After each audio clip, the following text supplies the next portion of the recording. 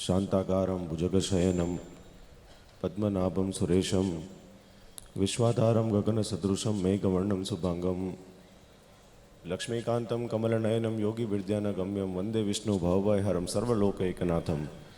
बोलो लक्ष्मीनारायण देवनी, श्री हरिकृष्ण महाराजनी, श्री कष्टभंजन देवनी।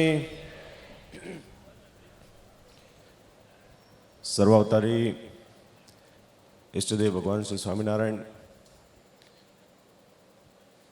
धोलेरा धाम में विराजमान श्री मदन मोहनजी महाराजना द्विशताब्दी महोत्सव उपक्रमे आ दिव्य चैत्र समय उजवाई रह्यो छे। एमां आजे खास करीने पवित्र चैत्र सुद पूर्णिमानो दिवस है, जेमना द्वारा अपना जीवन में कोई कष्ट नहीं रहता। जे अमारा कुलदेव है एवा कष्टभंजन देव हनुमानजी महाराजनो आज प्रागट्य दिवस है। त्यारे आजना पवित्र दिवसे अपनी आ चैत्र समयानी पूर्णाहुतिना सत्र में आ सभा में विराजमान जो छेल्ला 7 दिवसथी आप सर्वे भक्तजनों ने श्रीमद भागवत ग्रंथनी कथानु श्रवण करावे छे। एवा खूब ज नवयुवान है, खूब ज विद्वान है। वक्ता शास्त्री स्वामी श्री नारायण चरणदासजी स्वामी, तेमां सभा में उपस्थित परम पूज्य गादीवाला मातुश्री उपस्थित है। अमरा नाना भाई द्विजेन्द्र प्रसादजी उपस्थित है, जेमने खास करीने आ चैत्र समयનું आयोजन કર્યું છે, प्रेरणा આપી છે।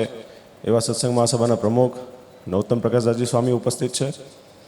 વડતાલ મેનેજિંગ ટ્રસ્ટી બોર્ડના ચેરમેન ડૉક્ટર સંતોલભદાસજી સ્વામી, મુખ્ય કોઠારી દેવપ્રકાશદાસજી સ્વામી તેમજ વડીલ બાપુ સ્વામી ઉપસ્થિત છે, હરિઓમ સ્વામી છે, રાધારમણ સ્વામી છે, ઘણા બધા સંતો ઉપસ્થિત છે।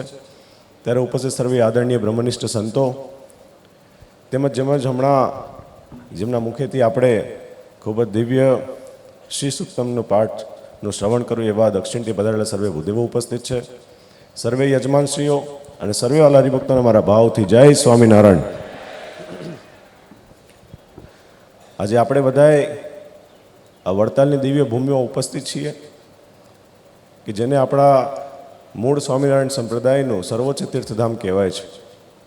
આ ભૂમિને વિશે શ્રીજી મહારાજે બધા આ સંપ્રદાયના મુખ્ય કાર્યો કરેલા છે। એ પછી પોતાનું એકમાત્ર સ્વરૂપ આપણને શ્રી હરિકૃષ્ણ મહારાજ પધરાવીને આપ્યું હોય। સાક્ષાત વૈકુંઠમાં જે લક્ષ્મીનારાયણ દેવ છે એ જ લક્ષ્મીનારાયણ દેવની સ્થાપના આપણને વડતાલ ધામમાં કરીને આપી। આપણે બધાના જીવના હિતની માટે આપણે બધાએ જીવનમાં શું કરવું જોઈએ, કઈ વસ્તુથી દૂર રહેવું જોઈએ, કઈ વસ્તુ ના કરવી જોઈએ, એના માટે ત્યાગી તેમજ ગૃહસ્થ બધાની માટે શિક્ષાપત્રીજી આ સ્થાનમાં લખીને આપી। બે દેશ ગાદીની સ્થાપના શ્રીજી મહારાજે આ સ્થાનમાં કરીને આપી। ત્યારે આ ભૂમિમાં આપણે ઉપસ્થિત છીએ। આ ભૂમિની રચકણ આપણને સ્પર્શ થાય છે, એનાથી મોટો આપણા જીવનમાં સદભાગ્ય કોઈ હોઈ ન શકે। માટે આજે જ્યારે આપણે અહીંયા ઉપસ્થિત છીએ આપણે બહુ ભાગ્યશાળી છીએ। આવો સત્સંગ આપણને પ્રાપ્ત થયો, આવા દેવ આપણને પ્રાપ્ત થયા, આવું મંદિર આપણને પ્રાપ્ત થયું, આવો સંપ્રદાય આપણને પ્રાપ્ત થયો છે। માટે આપણે બહુ ભાગ્યશાળી છીએ।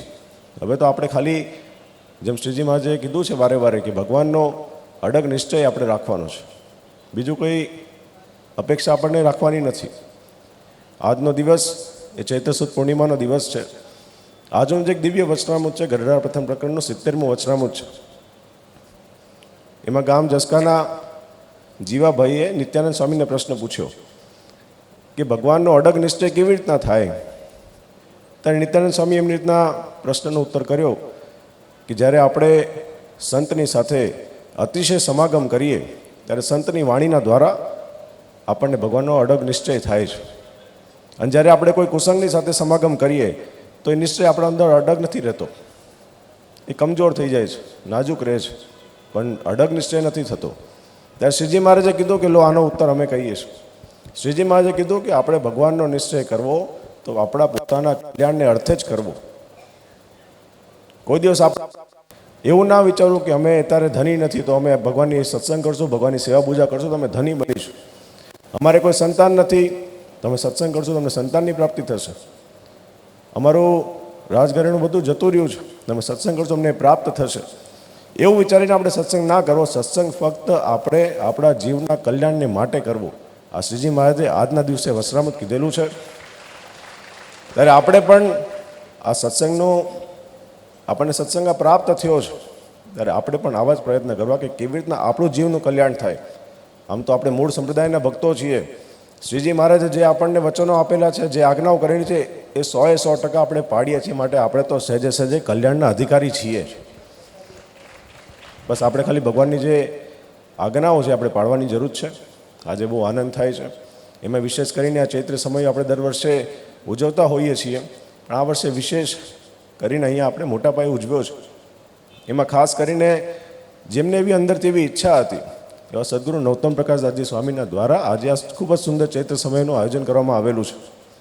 આમ તો આપણે સંપ્રદાયની વાત કરીએ, મૂળ સંપ્રદાયમાં આપણા જેટલાય દેવો છે, એ લક્ષ્મીનારાયણ દેવ હોય, નરનારાયણ દેવ હોય, મદન મોહનજી મહારાજ હોય, એમના પ્રત્યે કેવી અનન્ય નિષ્ઠા આપણને હોવી જોઈએ. અને સૌથી મોટું ઉદાહરણ આપણે જોવું હોય તો સદગુરુ નરોત્તમ પ્રકાશદાસજી સ્વામી છે.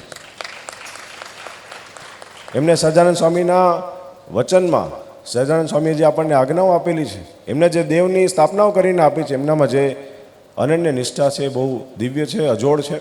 માટે એમના દ્વારા આયોજન કરવામાં આવ્યું. સ્વામીને ખૂબ ખૂબ અમારા ધન્યવાદ છે. અને ખાસ કરીને આ ચૈત્ર સમયમાં શ્રીમદ ભાગવત ગ્રંથનું કથાનું શ્રવણ આપ સારે ભક્તોએ કરેલું હશે. એમાં એનસી સ્વામી હમણાં કીધું ને, સિક્રેટ કહી દઉં, અમે એમની શાળા વ્રજભૂમિમાં અમે બંને ભાઈઓ વિદ્યા અભ્યાસ પ્રાપ્ત કરેલો છે. સ્વામીનું જે મુખ્ય નેચર છે એ હંમેશા મૂળ વસ્તુની સાથે પકડીને રહેતા હોય છે. એ પ્રકૃતિ હોય કે પછી પોતે જ્યોતિષાચાર્ય બન્યા છે એ હોય કે પછી કોઈ મૂળ શાસ્ત્ર હોય.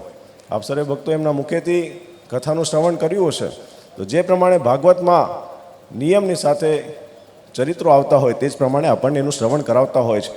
ત્યારે આવા સંતોના મુખેથી આપણે કથાનું શ્રવણ કર્યું, આપણે બહુ ભાગ્યશાળી છીએ.